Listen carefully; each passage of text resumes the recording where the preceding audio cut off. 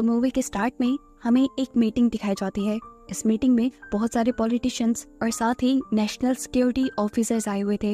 इन लोगों के कुछ कैप्टन्स को टेररिस्ट ने अरेस्ट कर लिया था। उन्हीं को छुड़वाने का ये लोग प्लान बना रहे थे। किडनैप हुए उन कैप्टन्स को पूरे 5 मार्क्स रखे थे।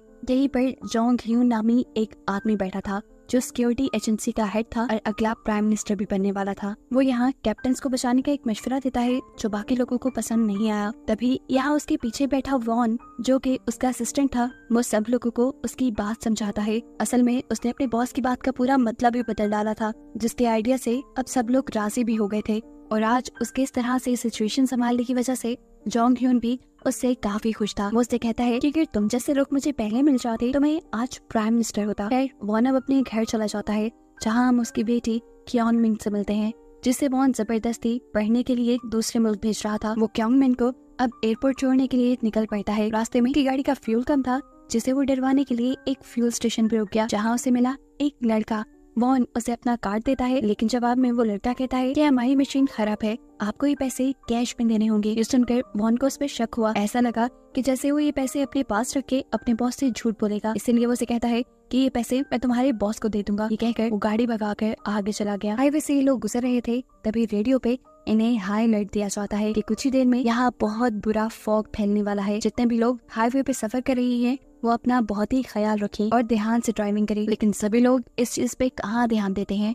एक पागल स्ट्रीमर इसी फॉग के चलते तेज स्पीड में हाईवे पर गाड़ी चलाता हुआ आता है। ये जाने बगैर कि आगे कोई गाड़ी भी हो सकती थी। बाल उसका एक्सीडेंट होते बचा, लेकिन वो इस एक्सीडेंट से बचते हुए अपनी गाड़ी रोड के बिल्कुल दरमियान में ले आता, जिसकी वजह से एक गाड़ी उससे टकरा जाती है और एक के बाद एक उसके पीछे जो गाड़ियां आ रही थी सारी आपस में टकराते हुए यहाँ पर एक भयानक एक्सीडेंट हो जाता है। इन्हीं गाड़ियों में हम मिलिट्री की बहुत सी वैन्स भी देखते हैं, जिसमें से एक वैन के अंदर बहुत सारे डॉग्स भी थे। यहाँ फ्यूल स्टेशन पे हम देखते हैं कि उस लड़के को उन्हें उसे डांट रहा था जिससे वॉन पैसे नहीं देकर गया था। इसमें उस लड़की की गलती नहीं थी। वो अपने बॉस को समझाने की कोशिश करता है, लेकिन बॉस कहता है अगर तुमने उससे पैसे ना लिए तो मैं ये पैसे तुम्हारी पे में से काट लूंगा। इतने में इन्हें भी रेडियो पर हाईवे पे हुए एक्सीडेंट की खबर मिल जाती है। जॉय यानी ये लड़का अंदाजा लगाता है कि अभी कुछ ही देर पहले वॉन यहाँ से निकला था, जरूर वो हाईवे पे हुए इस एक्सीडेंट की वजह से वहाँ फंस गया होगा। ये सोचकर वो भी हाईवे के लिए निकल जाता है इसी गहरी धुंध के अंदर उससे पैसे लेने के लिए। इधर दिखाया जाता है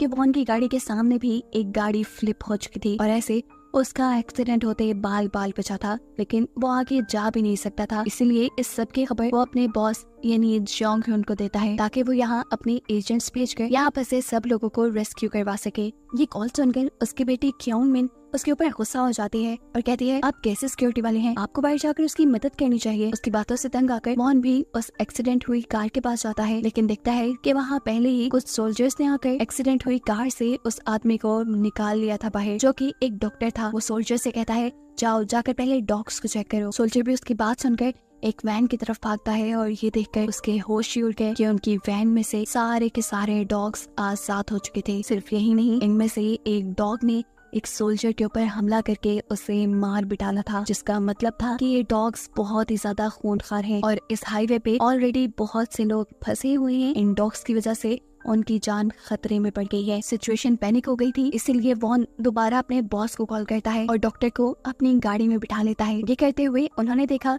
कि उनकी बेटी क्योंग मिन उनकी गाड़ी में नहीं थी, जो देखकर वो पैनिक ही हो गए। क्योंग मिन थोड़ी ही दूरी पर इस टाइम एक डॉग को दिख रही थी जो पागलों की तरह अपना सर ब्रिज पे मार मार के अपने सर को जख्मी कर रही थी। ये देखते हुए क्योंग मिन उसे बिस्किट देने के लिए आगे बढ़ती है, लेकिन वक्त रहते ही यहाँ पर वॉन आकर उसे पीछे कर लेता है और कहता है कि ये डॉग खतरनाक भी हो सकता है।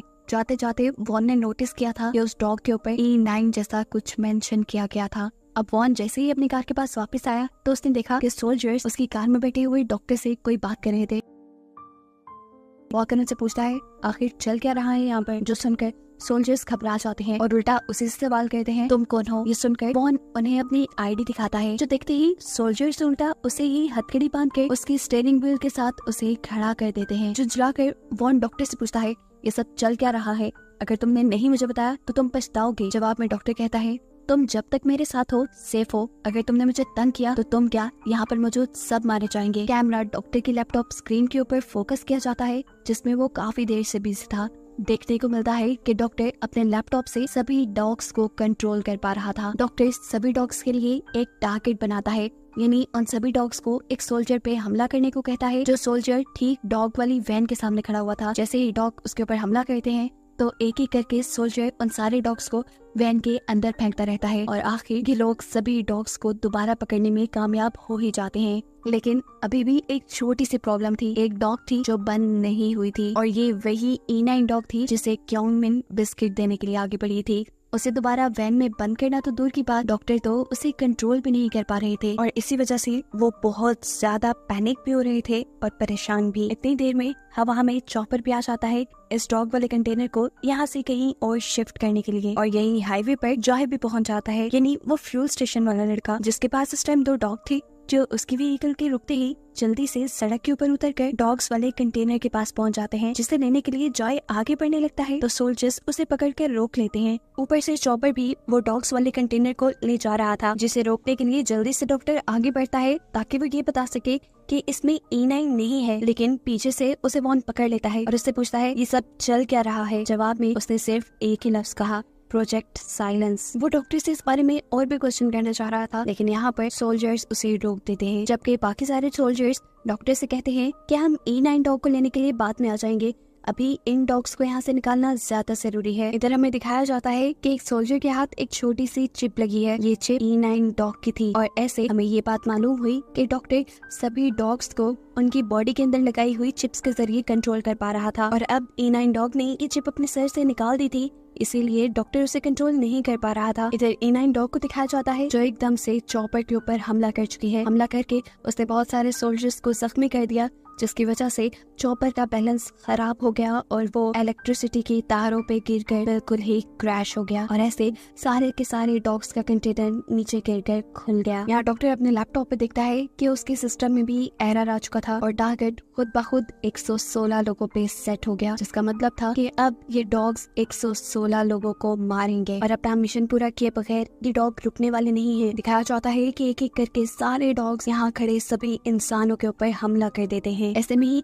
एक डॉग डॉक्टर के ऊपर भी हमला कर देता है, जिसकी वजह से उनका लैपटॉप दूर जाकर गिरता है। यहाँ डॉक्टर की जान वॉन बचाता है, जिसके बाद वो अपनी बेटी का हाथ पकड़ते हुए आगे बढ़कर एक कार में बैठ जाता है और तेजी से यहाँ से निकलने की तैयारी करता है। पीछे खड़ा हुआ जॉय, वो फ्यूल स्टेशन वाला लड़का, अपनी मदद के लिए बार बार उन्हें हाथ कर रहा था। मिन अपने डैड को फोर्स कर देती है उस लड़के की हेल्प करने के लिए। ऐसे ना चाहते हुए भी जॉन मिन को अपनी गाड़ी रोकनी पड़ी और जॉय आकर इस कार की डिक्की में बैठ गया। इससे पहले कि ये लोग इस हाईवे से बाहर ही निकल पाते, वो तबाह हुआ चॉपर जिस पे अब आग लग गई थी, एकदम से वो आकर इनके सामने सड़क पर गिर जाता है और ऐसे इनका रास्ता ब्लॉक हो जाता है। इनके फोन के सिग्नल्स भी जा चुके थे कि ये किसी को मदद के लिए बुलाते, लेकिन यहाँ वॉन के पास उसका सिक्योरिटी रेडियो था, जिसकी मदद से वो अपने हेडक्वार्टर कांटेक्ट करता है और मदद बुलाने की कोशिश करता है। साथ ही साथ वो अभी भी इन डॉग्स के बारे में जानना चाहता था, इसलिए वो डॉक्टर से कई सवाल करता है। तब डॉक्टर बताते हैं कि मैंने कुछ रेस्क्यू डॉग्स बनाए थे, लेकिन फिर मिलिट्री ऑफिसर्स ने मुझे फोर्स किया और इन डॉग्स को ट्रांसफॉर्म करने को बोला, कुछ इस तरह से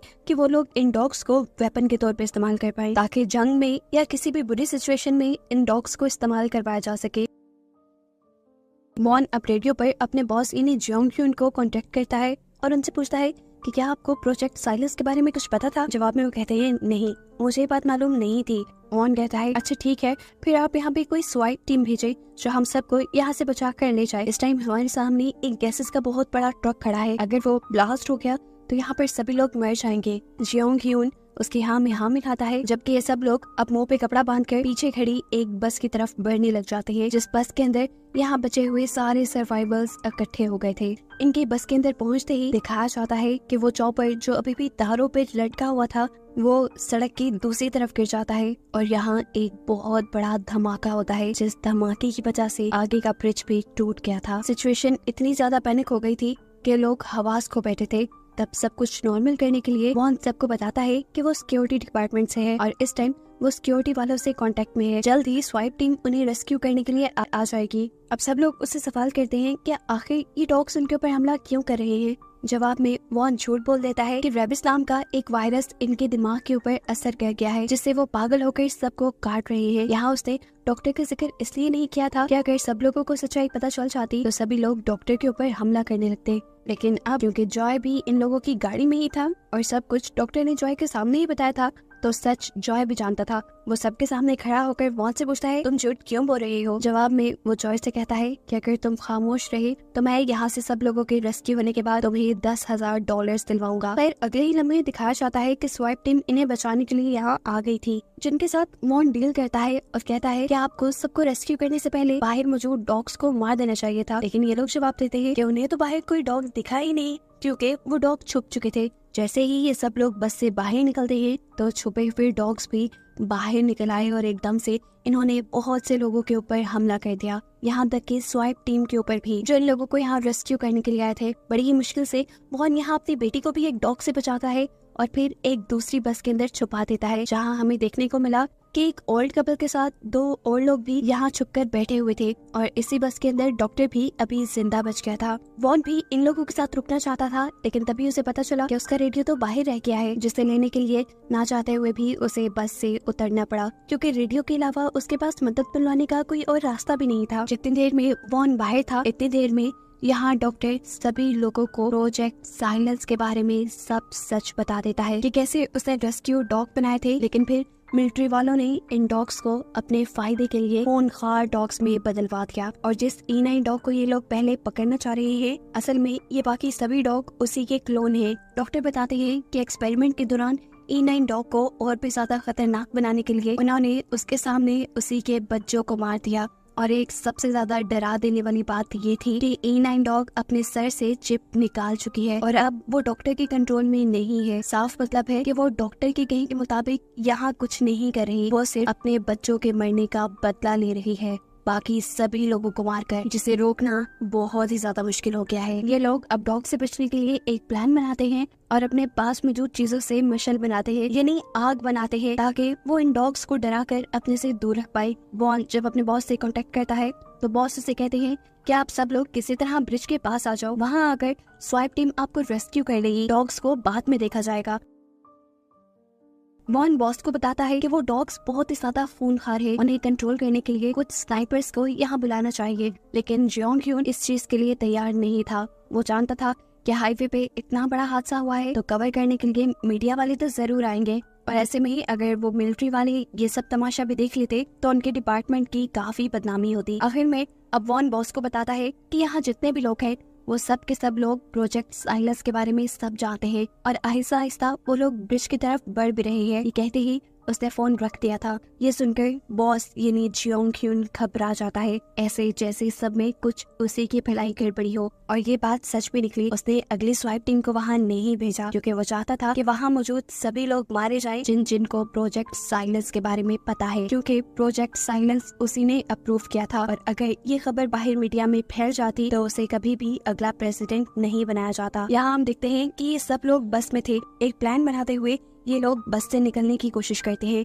जॉय गुस्से में डॉक्टर को पीटता है और उससे कहता है तुम ही इस सब की जड़ हो, इसलिए जाओ और तुम ही उन डॉग्स को डिस्ट्रैक्ट करो। लेकिन मिन यहाँ सबसे कहती है ऐसे काम नहीं चलेगा, अगर डॉग ने एक इंसान को मारा तो वो सभी को मार देंगे, इससे बेहतर है कि हमें एक ट्रैप बनाना चाहिए। वो बस के अंदर एक ट्रैप बनाते हैं और खुद बस के नीचे डिग्गी के अंदर चले जाते हैं। बस के दरवाजे इन्होंने खुले छोड़ दिए थे। वहाँ पे डॉक्टर था सभी डॉग्स को अट्रैक्ट करने के लिए। जैसे ही डॉग उसे देखकर बस के अंदर आते हैं, डॉक्टर भी जल्दी से उतरकर डिग्गी के अंदर चला जाता है, और काफी सारे डॉग्स के अंदर आने के बाद मिंग जल्दी से अपना ट्रैप ऑन करती है, जिसकी वजह से ये सभी डॉग्स बस के अंदर फंस जाते हैं। नीचे डिग्गी में देखने को मिलता है कि ओल्ड कपल में वाइफ मर चुकी थी। यहाँ दिखाया जाता है कि बचे हुए डॉग भी डिग्गी में आने लगे थे, जिनसे बचने के लिए सभी सर्वाइवर्स डिग्गी से बाहर निकल आते हैं। वॉन ओल्ड मैन को बाहर लाने की कोशिश करता है, लेकिन वो अब बाहर आना नहीं चाहता क्योंकि उसकी वाइफ मर चुकी है। ना चाहते हुए वॉन उसे वहीं छोड़ देता है, और वो सभी डॉग्स के लिए एक अट्रैक्शन बनते हुए दूसरे लोगों की जान बचा लेता है। और ये देखकर वॉन काफी दुखी हुआ था कि उसके इस मिशन में 2 लोग मारे गए थे, जिनके लिए वो कुछ नहीं कर पाया था। सभी डॉग्स को बस में फंसाने के बाद ये लोग भागते हुए ब्रिज के पास आ जाते हैं, लेकिन वहाँ आकर देखते हैं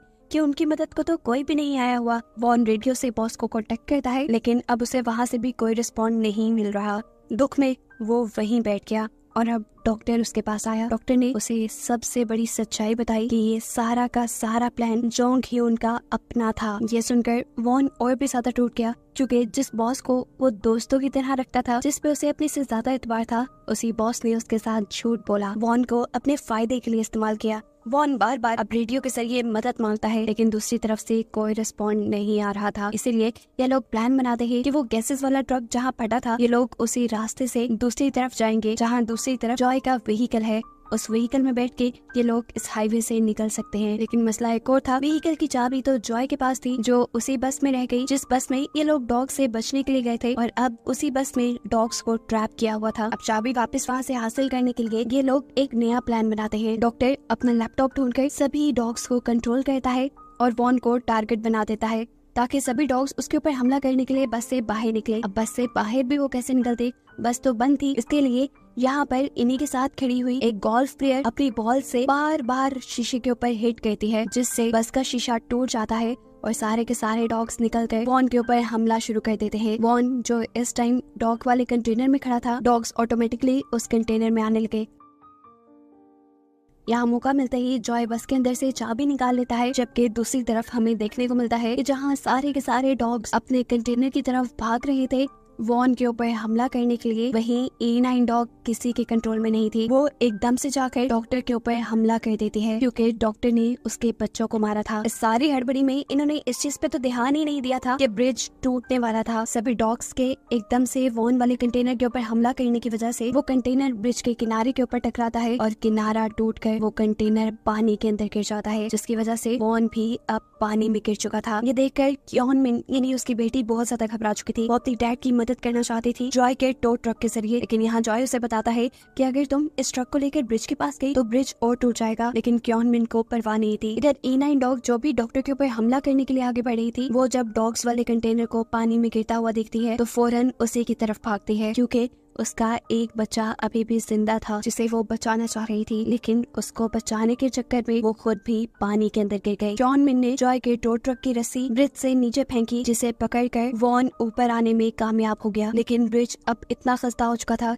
वो टूटता ही जा रहा था। ऐसी सिचुएशन में जॉय अक्लमंदी दिखाता है और फुल स्पीड पे अपने ट्रक को चलाता है, जिससे कि ब्रिज टूटने से पहले ही ये लोग सेफ जोन के अंदर आ जाते हैं, जहां अब सुबह भी हो चुकी थी और सेफ जोन के अंदर बहुत सारे पुलिस और मीडिया के लोग खड़े हुए थे। यहीं पर हम जियोंग ह्यून को भी देखते हैं, जो यहाँ की कंडीशन देखने के लिए आया था और सर्वाइवर्स को देखकर तो उसके होश उड़ गए, क्योंकि अब उसे पता चल गया था कि उसका प्रेसिडेंट बनने का ख्वाब तो ख्वाब ही रह जाएगा। वॉन जिसे उसके ऊपर बहुत ही ज्यादा गुस्सा था, इधर करीब आते ही वो उसके मुंह पे पंच करता है। सिचुएशन संभालने के लिए जियोंग ह्यून उससे कहता है तुम्हें अपनी बेटी के फ्यूचर के बारे में सोचना चाहिए। इस टाइम उसके हाथ में बहुत से चेक्स थे, यानी वो वॉन को खरीदने के लिए आया था, लेकिन वॉन खुद गर्ज नहीं था। इतने सारे लोगों की जान खतरे में डालकर वो अपनी बेटी को पढ़ाना नहीं चाहता था। उसे कहता है रखो अपने पास अपने पैसे। इसके बाद वॉन मीडिया वालों के सामने जाता है और जियोंग ह्यून की सारी पोल खोल देता है कि कैसे उसने एक साइलेंस प्रोजेक्ट बनवाया, जिसमें उसने रेस्क्यू डॉग्स को कुछ इस तरह से म्यूटेट करवाया कि वो वेपन्स के तौर पर इस्तेमाल हो सके, और उन्हीं डॉग्स की वजह से